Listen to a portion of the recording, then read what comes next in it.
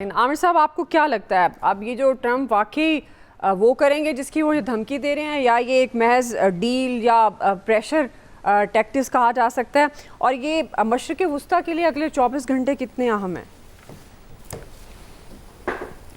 देखें, वो कहते हैं ना, पहले तोलो फिर बोलो, और हुक्मरानों के हवाले से तो पहले ही है। ट्रम्प साहब जो जिस हज़ियानी कैफियत में हैं, और यही कुछ मोदी है और एक हमारे प्राइम मिनिस्टर थे जिनको कनाडा के ऊपर से इसी किस्म की गुफ्तगू मोहम्मद बिन सलमान के बारे में करने पे उतार लिया गया था न्यूयॉर्क में, उस जहाज से ही जो वो लेके चले थे सऊदी अरब से। तो ये सोचना चाहिए कि किस किस्म के लोग हों, कैसी गुफ्तगू करें, किस ओहदे पे करें। आपको याद होगा कि 1 अप्रैल को मैंने कहा था कि वीकेंड बड़ा अहम है इस्लामाबाद में जी।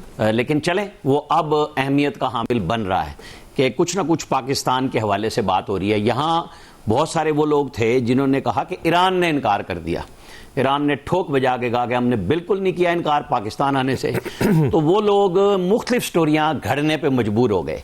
हमने जब बात की थी तो हमने ये कहा था कि बीजिंग जो इसहाक डार गए हैं, वो एक बाकायदा क्लैरिटी के साथ वहाँ से जो 5 नुकाती मुसवदा आया, और उसके साथ ये भी बताया गया, और मैंने खुद बताया कि जो बीजिंग है, मास्को हम सबको लेके आए हैं ऑन बोर्ड, और मुसवदे हमने शेयर कर दिए हैं तेहरान से भी और वाशिंगटन से भी। बात वहीं खड़ी है, उसका तय होना है, दिन है, जाहिर है। मैंने साथ ये भी कहा था कि यूक्रेन वाले मामले पे बहुत कुछ हुआ नहीं हो सका, क्योंकि ये चीज़ें ऐसी हैं कि बहुत टाइट रोप पे आप चल रहे होते हैं। कोई चीज़ कभी इधर चली जाती है, कोई इधर, कोई भाग जाता है। आप देखें, न्यूयॉर्क टाइम्स ने अमरीकी महकमा इंसाफ के हवाले से आज एक खबर दी, एप्स्टीन फाइल की, और उसमें उन्होंने बताया कि भारत और इसराइल का जो एजेंडा है वो ब्लैकमेल कर रहे हैं ट्रंप को। अब वो जो अमेरिका फर्स्ट फैसल कह रहे थे ना बात, तो इसको इससे मुंसलिक करें कि वहां ये सोचा जा रहा है कि उनका प्रेसिडेंट किस चीज से ब्लैकमेल हो रहा है, कि वो एक ऐसी लैंग्वेज यूज करने जा रहा है जिसको लोगों को यकीन नहीं आता। एक दिन धमकी, अगले दिन नीचे लेटना, अगले दिन ये कहना कि तुम खुद जाओ, पूरे यूरोप को लताड़ना, पूरे गल्फ को लताड़ना, फिर कहना कि हम मौजूद हैं और हम तुम्हारे आइल पे कब्जा कर लेंगे। कभी किसी की तलाश में पहुंचते हैं, जहाज वगैरह तोड़ना या गिरा के मार देना, ये अमेरिका का है। हमारे यहाँ भी जब उसामा बिन लादेन को वो लेके गए थे, तो जो हेलीकॉप्टर गिरा था उसको उन्होंने खुद बम मार के उड़ा दिया था, ताकि यहाँ से उसकी चीज़ें ना ली जा सके, पाकिस्तान उसको रिवर्स इंजीनियरिंग ना कर सके। हालांकि यही सवाल वहाँ पे आता है कि ये आप $7 बिलियन का असलहा किसके लिए छोड़ के गए थे अफगानिस्तान में, जो हमारे खिलाफ इस्तेमाल हो रहा है। ये सारी चीजें फिर बंदा मिक्स करता है ना, सोचता है कि यार ये हो क्या रहा है। वहां पे हमने इसलिए गिरा दिए C-130 हेलीकॉप्टर के वो ईरान के हाथ ना चढ़ जाएं, यहाँ एबटाबाद में ये कर गए तो वहां बजान बैठे हुए थे अफगानिस्तान में जिनको दे गए थे आप, वो सारे के सारे जो पाकिस्तान पे अब चढ़े हुए हैं लेके, अब हमने उनकी ठुकाई की है। तो बहुत सारे, मैं हमेशा से कहता हूं, आस्तीन के साम ममालिक भी थे जिनकी तबीयत दुरुस्त की हमने अफगानिस्तान में जाके। जो ईरान तो छोड़ दें आप, इसराइल और इंडिया दोनों मिल के हमारे खिलाफ अफगानिस्तान में इन्वेस्टमेंट कर रहे थे और आस्तीन के सांप भी कर रहे थे।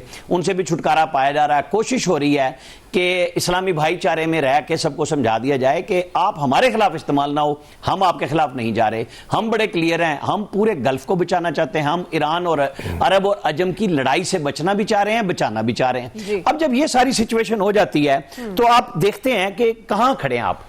चाइना पहले दिन से पाकिस्तान के ऊपर ट्रस्ट के साथ खड़ा है और हम उसके साथ खड़े हैं, हमारे अंदर कोई अभाव नहीं है। ये स्टोरियां अब बनाई जा रही हैं जब पुरानी फेल हो गई हैं कि जी ये हो गया और हमने उसको भी। वो पहले दिन से रशिया और चाइना, पाकिस्तान, तेहरान मिल के काम कर रहे हैं कि इस खित्ते में इस आग को जो भड़का रहा है इसराइल, जो उसकी तो ख्वाहिश है ना कि उनके ग्रेटर इसराइल के फार्मूले पे अमल हो किसी भी तरीके से। वो लबनान में घुस रहे हैं, वो शाम में घुस रहे हैं, वो अपने काम पे लगे हुए हैं आहिस्ता आहिस्ता।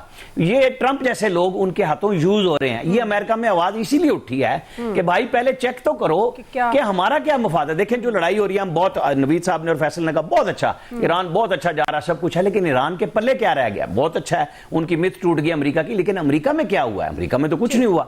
अमेरिका के ऊपर तो कोई चीज नहीं आप फेंक सकते ना वहां पे जाके, वो तो दूसरा दूसरों के घरों में आके लड़ते हैं। उनके यहाँ 9/11 हुआ, आज तक उसके ऊपर भी क्वेश्चन है, लेकिन वो पूरी लड़ाई अफगानिस्तान में ले आए, इस खित्ते में ले आए। अब फिर यही कुछ हो रहा है कि सारे अरबों के पैसे लगवा दो, अरब ऐन वाले और अलिफ वाले, उनके पैसे अरब दोनों खर्च कराओ, ये मरेंगे, ईरानी मरेंगे, अच्छा बचेगा क्या? तो पाकिस्तान वो वाहिद कुव्वत है जिस पर ट्रस्ट भी सबका है, कोशिश भी सबकी है, और इंशाअल्लाह ताला मुझे बड़ी अल्लाह की जात से उम्मीद है कि जब हमारे यहाँ इखलास मौजूद है, इंटरनेशनल डिप्लोमेसी में ट्रस्ट मौजूद है, तो बेहतरी की खबर आएगी इंशाअल्लाह। जी अयाज साहब। दुआ, दो चीज़ें मुझे करीब बल्कि अनकरीब नज़र आ रही हैं, एक जंगबंदी और दूसरा प्रेसिडेंट डोनाल्ड ट्रंप की इम्पीचमेंट। पहले हम सिर्फ कह रहे थे पागल, अब अमेरिका के अंदर से सीनियर सियासतदान कह रहे हैं कि ये पागल हो चुका है शख्स, और मज़ीद इसको क़यादत का ये हल नहीं रहा, इसको हटाना पड़ेगा। वो 25th अमेंडमेंट की बात कर रहे हैं कि उसको इस्तेमाल करे कांग्रेस और ट्रंप से जान छुड़ाई जाए। अब गालियां देना, और पहली बार अमेरिका की तारीख में पहली बार हुआ है कि उनके न्यूज़ चैनल्स को ये वार्निंग के साथ चलाना पड़ा ट्रंप की ये गालियां कि अबाव 18 देखें, सिर्फ बच्चे इसको ना देखें, इसकी छोटी उम्र के लोग। मतलब ये कभी नहीं हुआ था, किसी अमरीकी सदर ने इस तरह से नहीं किया था। ट्रंप साहब धमकियां अल्टीमेट दे के उसके बाद फिर वो डेडलाइन बढ़ा देते हैं, और नो डाउट ईरान का बहुत ज़्यादा नुकसान हो गया इस जंग में। लेकिन ईरान मुझे लगता है कि जिस साबित कदमी से खड़ा रहा, वो अमेरिका को इस खत्ते से निकालने में मददगार साबित होगा। उसकी इस्तकामत, इसमें मुझे कोई डाउट नहीं है। पूरे खत्ते में एक मुल्क रह गया जो बिल्कुल क्लैरिटी के साथ अमेरिका और इजराइल के साथ खड़ा है, इंडिया को निकाल के, वो यूएई है, इसमें कोई शक वाली बात नहीं है। बाकी गल्फ स्टेट्स अब ये सोचने पे मजबूर होंगी कि इतना ज़्यादा इन्वेस्टमेंट दे के, उनके फौजी अड्डे बनवा के, शील्ड तो कोई नहीं मिली, उनकी हिफाजत तो नहीं हो सकी। अलबत्ता खित्ते में एक मुल्क ऐसा उभर के सामने आया जिसके बारे में तसव्वुर नहीं किया जा सकता था, वो पाकिस्तान है। बिल्कुल, कि जो इस लेवल पे जाके जिसने डिप्लोमेसी की, और आज पूरी दुनिया उसका एतराफ़ कर रही है, और इसीलिए दो लोगों के साथ बहुत बुरी हो रही है, एक डोनाल्ड ट्रंप के साथ और दूसरे नंबर पे अपने मोदी जी हैं। उनसे भी बार बार सवाल हो रहा है कि हुजूर तुसी किथे हो, सुते पे मतलब जाग जाओ, कुछ तो कर लो, लेकिन अब वो कर कुछ नहीं सकते। ट्रंप की तरह फिर इनका भी वक्त आ गया आपके? इनका भी बिल्कुल वक्त आएगा, और वो ज़ाहिर है इंडिया में उस तरह से कोई चीज़ होती नहीं है जिस तरह अमेरिका में हो सकती है। लेकिन ये भी नरेंद्र मोदी जी भी अब मुझे ज़्यादा देर वहाँ नज़र नहीं आ रहे, क्योंकि इन्होंने भी कांग्रेस का और बाकी जो मुखालिफ जमातें हैं उनका इल्ज़ाम है कि इन्होंने इलेक्शन मैनेज किया, एक्स्ट्रा वोट डलवाए गए, वहाँ भी कोई इलेक्शन कमीशन पाकिस्तान की तरह बनाया गया और सिलेक्शन को आखिरी दिनों में उन्होंने कर ली थी।